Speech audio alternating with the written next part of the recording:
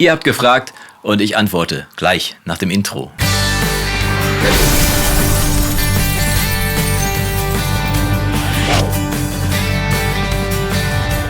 Tag und schön, dass du eingeschaltet hast zu einem neuen Frage-Antwort-Spielchen auf dem Recording-Blog. Ich bin Jonas vom recordingblog.com und freue mich, dass du eingeschaltet hast. Ihr habt mir eine ganze Menge Fragen geschrieben unter meine Videos, unter meine Tutorials und auch über Facebook und ich möchte mir jetzt mal die Zeit nehmen und ein paar von diesen Fragen beantworten.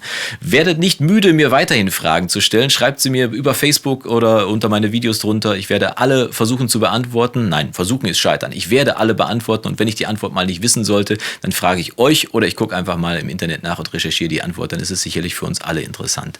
Und wir starten heute mit einer Frage von Maestro. Maestro fragt, so gute Tutorials sieht man selten, bitte mehr von Studio One Tutorials.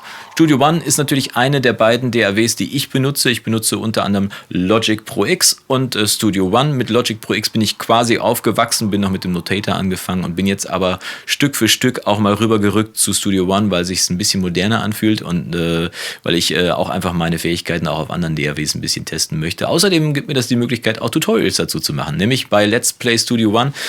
Und da hast du ja eingeschaltet, lieber Maestro.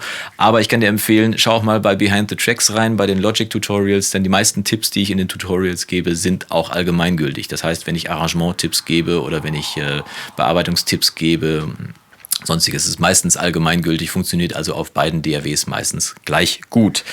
Zweite Frage. Alexander PA sagt, zu 1 Minute 35, da bezieht er sich auf ein Video, da müsste ich jetzt mal gucken, welches das ist, aber ich glaube, die Frage ist auch allgemeingültig. Wer schaut denn Videos, hört Musik mobil über die eingebauten Play-Teile statt Kopfhörern? Okay, gibt sicher ein paar, aber wird da nicht gerade von einer großen Mehrheit ausgehen. Wenn du dich da mal nicht täuscht, lieber Alexander, denn ich glaube, dass ein Großteil der Musik, die heute ausgespielt wird, eben nicht über Kopfhörer konsumiert wird, sondern in meist suboptimalen Abhörsituationen. Sei es, du bist im Kaufhaus, du sitzt im Auto nicht ganz in der Stereomitte oder hast nicht so eine gute Anlage da drin. Sei es, du bist, was weiß ich, wo du bist, aber du bist auf jeden Fall niemals in der optimalen Abhörsituation, die wir normalerweise versuchen im Studio zu kreieren.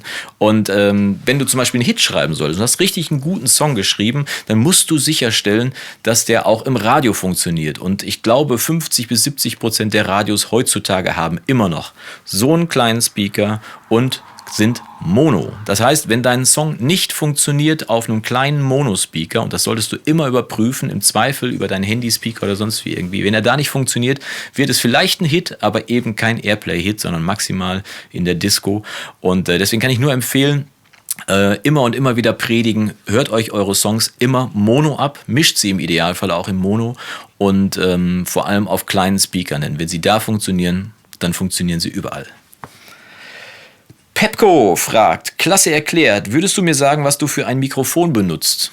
Tja, lieber Pepco, das ist, ich glaube, eine der gemeinsten Fragen, die man mir stellen kann. Denn was für ein Mikrofon würde ja implizieren, dass ich nur ein Mikrofon habe? Ich habe aber eine kleine Schwäche. Ich sammle sehr gerne und ich sammle gerne Gitarrenverstärker. Ich sammle gerne Gitarren, auch wenn ich so langsam behaupte, dass ich angekommen bin. Und ich sammle vor allem auch Mikrofone. Und deswegen ist die Frage nach einem Mikrofon gemein. Ich sag mal, welche Mikrofone ich normalerweise benutze. Zum einen habe ich einmal hier das Tutorial-Mikrofon, was ich meistens aufhabe. Das ist das SE50 von Samson. Das habe ich als B-Stock bei Thomann gekauft. Da hat es mich gekostet, ich glaube, 100 oder 120 Euro, irgendwie sowas. Und mit ein bisschen Nachbearbeitung, Equalizer, Kompressor drauf und so weiter, kann man da schon recht guten Ton rausholen.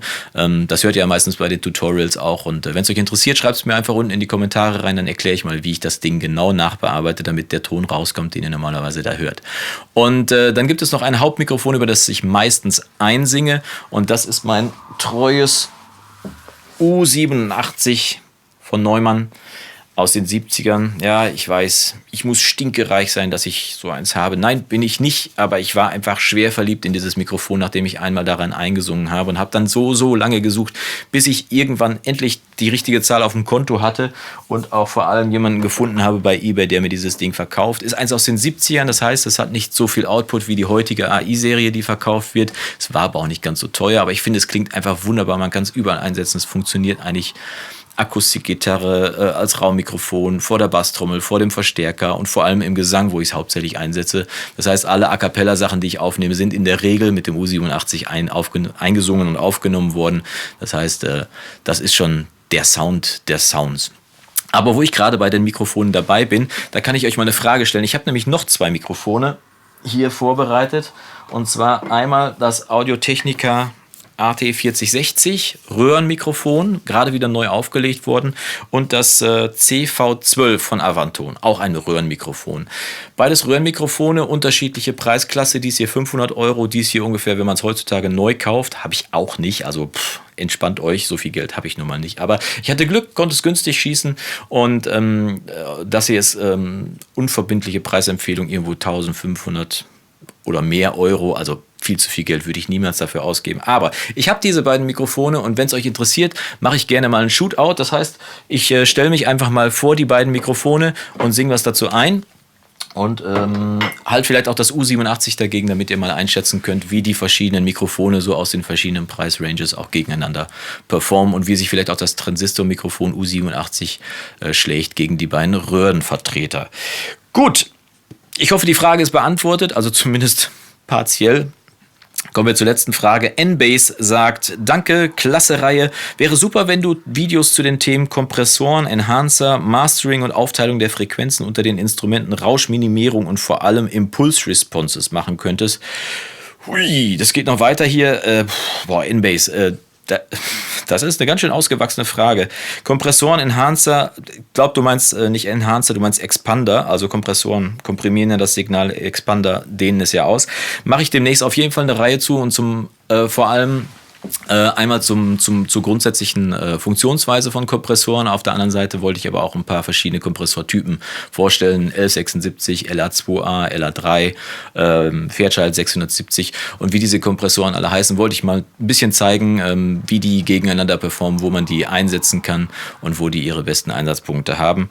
Mastering ist ein schwieriges Thema. Man braucht wirklich goldene Ohren und viel, viel Erfahrung fürs Mastering. Man kann Mastering Light machen, das habe ich schon mal gemacht.